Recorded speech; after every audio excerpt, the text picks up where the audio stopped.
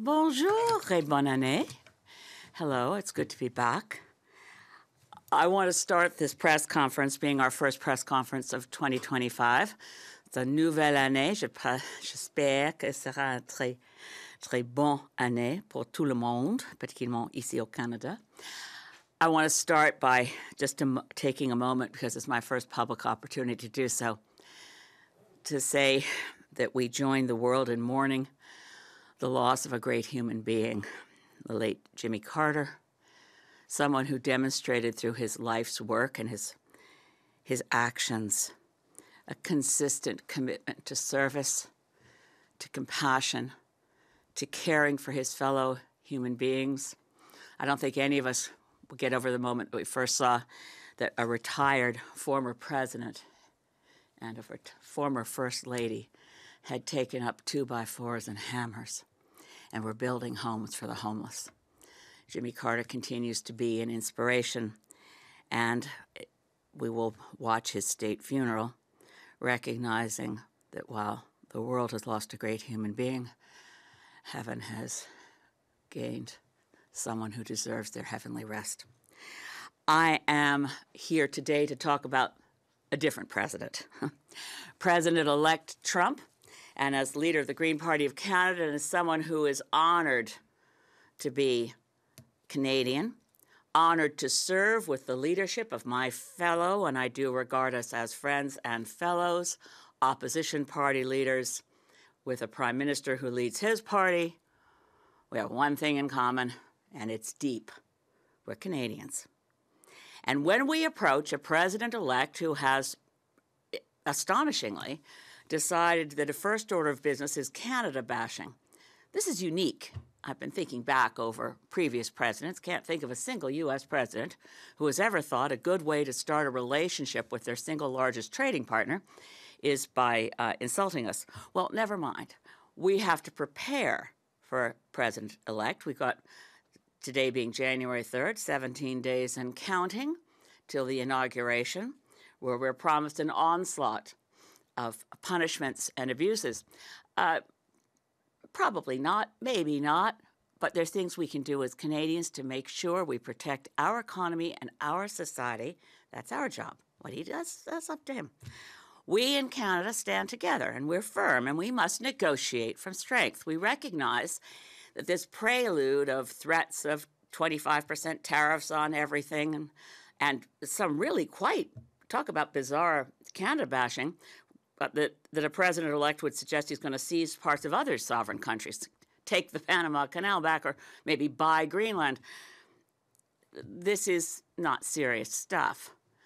Yet we have to take very seriously that President-elect Donald Trump has Canada in his crosshairs. Single biggest trading partner, historically great ally, great neighbor, good friend. That's what Canada has been to the U.S. and what the U.S. has always been to us. So the tariff threats are real, but we have to negotiate from strength. And that means from the get-go making clear that we don't go it alone and cut out Mexico. We're renegotiating COSMA. We do it from strength. We do it from the evidence that is clear, that as much as, by the way, back in the 1988 election, I was with John Turner on, don't go for this free trade deal with the U.S., will be subsumed. I think Canadians now, as a country, we've shifted to recognizing that it turned out that creating an economic trading unit in North America with Canada, Mexico, and the United States has been, for the most part, to our mutual advantage. If anything, Mexico got the worst of it, which is another reason we can't cut them loose now. Claudia Sheinbaum and the government of Mexico deserve our full support, and we work together because that makes us stronger. We know that isolationism and protectionism, as much as they're now part of Trump's playbook, have never been a Canadian strength. We believe in cooperation, multilateralism, and we negotiate from strength. We listen to President-elect Trump's concerns. We dispute the nonsense that our border is allowing fentanyl and criminals to pour into the United States. We present the evidence to him that that's not the case.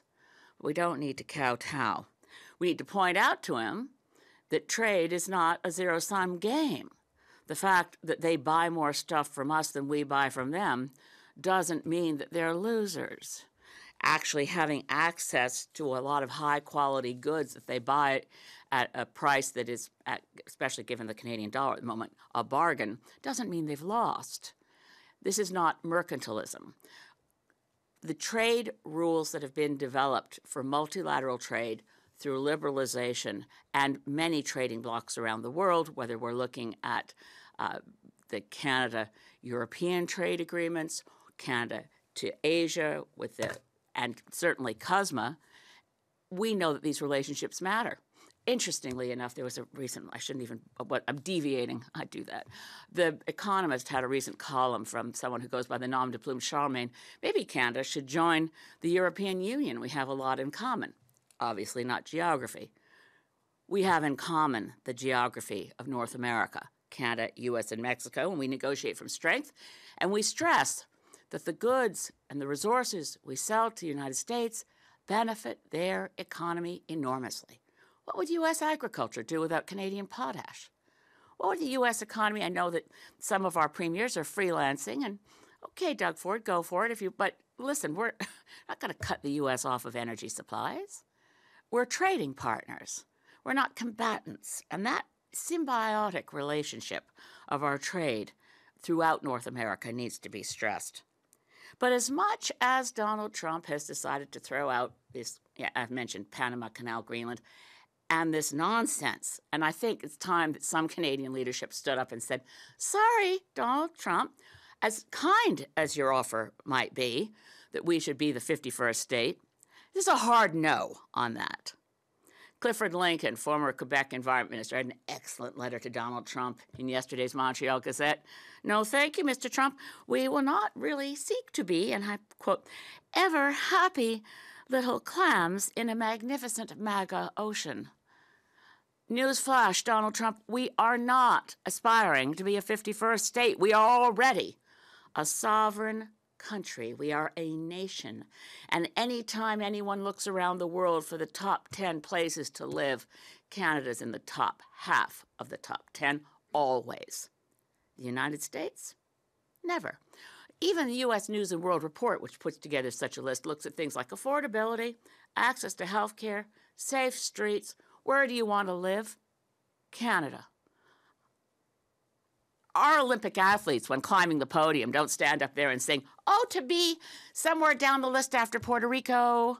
No. We sing the true north, strong and free. We stand on guard, O Canada.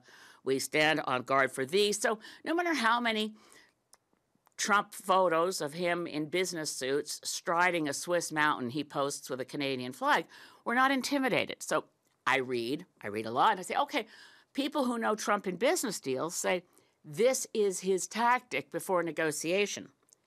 Humiliation, business approach. Okay, so I take offense.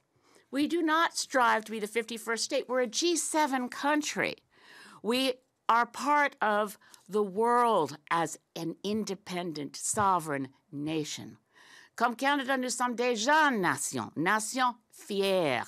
Nous sommes une nation avec les relations dans les Nations Unies, un membre des Nations Unies, membre de l'Organisation mondiale de commerce, membre des groupes multilatéraux. We're part of the Commonwealth. Nous sommes membres de la francophonie. Nous avons un rôle important dans le monde, avec les relations avec les autres pays et comme une nation avec un bilan coopératif, un bilan d'efforts multilatéral, nous avons le respect des autres nations du monde. So no, sorry. And I really also take offense, sorry, Mr. Trump, took offense to your idea that Pierre Poilievre wasn't good enough to lead the Conservatives. Wayne Gretzky, I mean, he's great. He is the great one. He skates to where the puck is going. It's not going to MAGA. The puck is on a Canadian ice rink. And by the way, Mr. Trump, please, before making public pronouncements that Wayne Gretzky should run for Prime Minister, give yourself or get yourself a briefing on the nature of parliamentary democracy, a Westminster parliamentary system, and a constitutional monarchy where no one runs for Prime Minister. We have elections. for members of parliament. We don't get to pick and choose among our billionaire friends for who gets a seat at the cabinet table. If they're not an elected member of parliament, well, Canadian system is different from that of the United States of America. I suggest that Mr. Trump find one of his grandchildren's school books and look at the year 1776, which may explain a few things to him about why our systems of government are different. I don't want to belittle Mr. Trump, but on the other hand, hey, Donald, have we got a deal for you? You think we want to be the 51st state? Nah, but maybe California would like to be the 11th province. How about it? California, Oregon, Washington, you've got geography in common with us. And not only that, we've already got a carbon trading system between California and Quebec. We've got some strong alliances on our west coast from British Columbia. There's been a lot of academic papers on the idea of Cascadia. So California, Governor Newsom, and Washington State, Jay Inslee, and newly elected Governor of Oregon, Tina Kotek. How about it?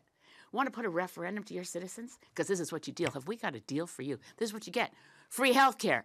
Universal free health care. No more one-year-olds who suddenly fall off the Medicaid list and their parents are in the news because they're trying to do a GoFundMe so they can get their daughter to a doctor.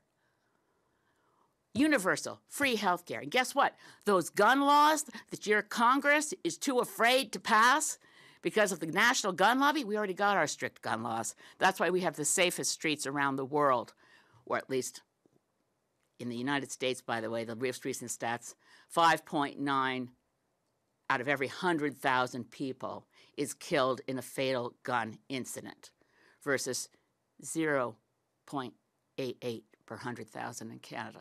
That's because we have strict gun laws. California citizens, Oregon, Washington, safer streets. Here we already have good gun laws, and women have a right to an abortion under our universal health care system. But, we don't have to stop there. Donald, think about it. You could get rid of all these states that always vote Democrat. You know what else will take Bernie Sanders off your hands? Proud new Canadian citizen of the great province of Vermont. Vermont, New Hampshire, Maine. We'd love to see you. Our maritime provinces already have deep, deep links and ties. Well, enough kidding around. But honestly, President Trump, get used to it. Canada is a sovereign nation full of, guess what, proud Canadians. We're not jingoistic. We don't boast a lot. That's one of the things we kind of have in common with Jimmy Carter. We're not a big nation for braggarts and bullies.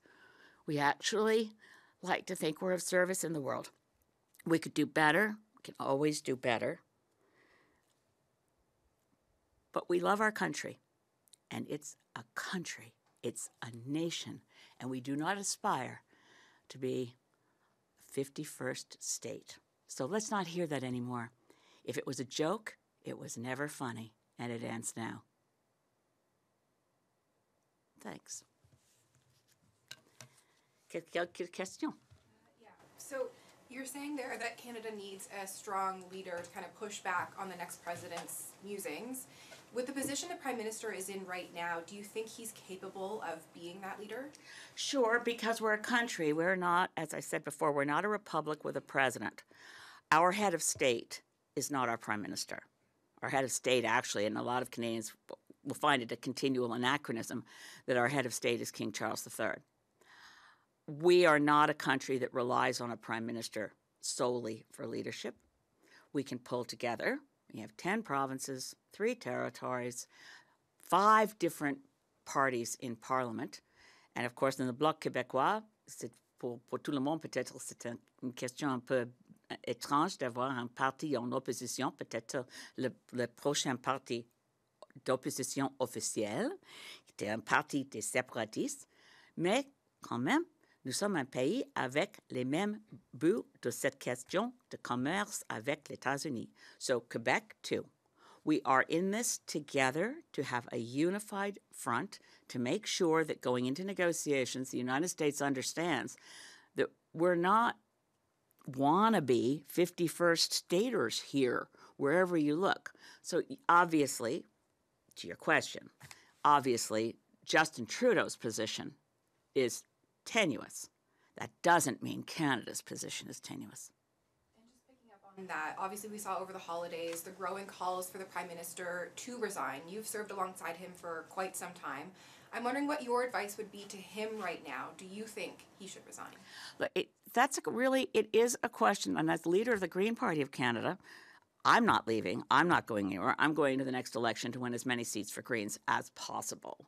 I think the Prime Minister obviously has to consider his role as leader of the Liberal Party, but I do think that's an internal question for Liberals, and that's why I'm hesitant to weigh in on it. I'm not in his shoes, and I think that the resignation of Chrystia Freeland and the circumstances under which she was dismissed from his cabinet right before the fall economic statement calls into question Justin Trudeau's judgment. And that's an interpersonal matter as well as a question of judging how you treat your fellow cabinet members, human beings, caucus members, etc. But it's up to the Prime Minister as leader of the Liberal Party, and it's up to the Liberal Party to decide. I do think it's important to note that the Reform Act, which I supported, which was originally a private member's bill from Michael Chong back in the days of Harper, and the goal there was to reduce the power of the Prime Minister. And we've seen the power of Prime Ministers grow and grow and grow. I think that that's a key question for Canadians, regardless of who's in that office.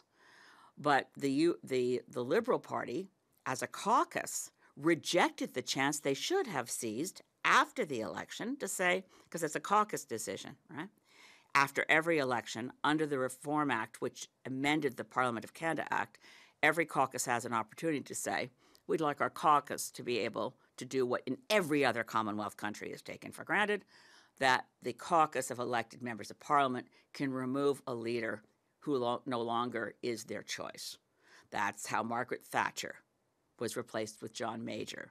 That's how in Australia, Rudd came back into power after Julia Gillard lost her support within the caucus. For some reason, we allowed ourselves to be Americanized to the extent that political parties choose their leaders and the caucus has a reduced role. I certainly think Liberals should think about at the end of the next election, you ought to support the Reform Act, you ought to adopt it. And it is an irony that only the Conservative Party chose to be the most respectful for grassroots democracy. It goes without saying that within the Green Party, that's the way our system works because we're a grassroots party and the leader doesn't have powers over MPs, and that's why we don't have whipped votes. We're a very different party. But for the others, you really ought to look at adopting the Reform Act so you don't find yourself ever again in a situation where demonstrably the caucus is not any longer supporting its leader, and they don't know what to do. Yeah. Just a clarification. I believe earlier you mentioned that party leaders would need to come out and be more clear that Canada would never become a 51st state. I think Pierre Poilievre actually before Christmas had come out and said that. But just regarding this press conference, earlier you mentioned about talking about Canada negotiating from a position of strength, but then you referenced Doug Ford's tour of the United States and said that Ontario would never cut power to the United States. Is that not compromising Canada's bargaining position in a certain respect by saying that things that the premiers are saying would happen as a consequence to tariffs won't actually come to pass? Look, we're in a situation right now where I think the premiers have, and Chrystia Freeland's resignation letter also highlighted this, the premiers have stepped up. I question how helpful it is for Daniel Smith to be current favor at Mar-a-Lago. I question whether frankly, in terms of climate action, it would be a great idea to not send unprocessed bitumen to the United States. Process it in Canada. We could improve our productivity enormously as a country if we didn't send any raw resources as exports. Raw logs, raw bitumen, we should be processing here first and only exporting value-added product. But that's another whole conversation. Doug Ford is famously Doug Ford, and if he's going to freelance a bit, he gets the U.S.'s attention, and most Canadians, I think, like it, but it's not a real negotiating position. And we've heard a lot of talk about a Team Canada approach, particularly from the federal government. Holding conferences like this where the party leaders are speaking directly to the Trump administration, as you've done here, can that not come off to the Trump administration as a little antagonistic? Oh, I hope so. I really... And so how does that help Canada's bargaining position? I don't think Donald Trump is acting as a president-elect should act. given the importance of the trading relationship, given the historic alliance and allyship of the United States and Canada through 2 world wars, through shared struggles and many imperfections, it's so out of keeping with the respect that one would give the office of President of the United States to see a president-elect decide to make jokes that are so disrespectful. So I think that to the extent that Donald Trump notices anything the leader of the Green Party of Canada says, I'd be astonished, but I'd also be pleased, because I think a lot of Canadians want to hear someone say clearly and out loud, as I referenced former Minister of Environment from Quebec, whom I'm honored to say is an old friend, Clifford Lincoln. God bless Clifford Lincoln for saying clearly in the Montreal Gazette, look, thanks, Mr. Trump, but no thanks. We do not want to be the 51st state. More Canadian leaders need to stand up and say it really clearly. It's not a funny joke. It's not funny at all. We're a sovereign nation, and maybe we should get Donald Trump some free tickets to go see Come From Away. We are a good neighbor and a good friend of the United States of America, and we always will be, no matter who's rotating through the Oval Office. But that doesn't mean that you can denigrate us and think that humiliation is a tactic for trade negotiation. Respect, mutual respect, evidence-based decision-making, and understanding the benefits, the mutual benefits, the symbiotic relationship that our economies have when we function at our best. That's in Canada's interest, and it's also in the United States' interest. Would you want an election now or as soon as possible for a new mandate to deal with the Trump administration? I think not, because what happens with an election is that there is then only a caretaker role for whatever government is in place during the time that the Trump White House is forming. Obviously, we're going to have an election sooner than later, but your question was as soon as possible. I think we're going to look at each confidence vote as it comes up, and as Greens, as I said, we don't have whip votes, but we'll discuss whatever confidence vote there is. Personally, I haven't voted confidence in a Liberal budget since they bought the Trans Mountain Pipeline. That's another question altogether. But the question of, do we function best as a country in dealing with a newly inaugurated President Trump if we're in the midst of an election? Probably not. Have there been other meetings amongst the party leaders like we saw last month where the Prime Minister brought all the party leaders together to update them on the relationship with the United States? No, we've had meetings like that, but they're relatively rare. The last meeting, I thought back to this because it was Candice Bergen was leading the Conservative Party the last time we'd had sort of everybody all huddle in together, and last month, all the party leaders met in the Prime in Minister's person. office. Okay. That's the first, and we haven't had an update since. I hope we will do that again. I thought it was very productive. Have you had conversations with the Prime Minister at all on U.S. relations since that meeting, even one-on-one? Trying to think back.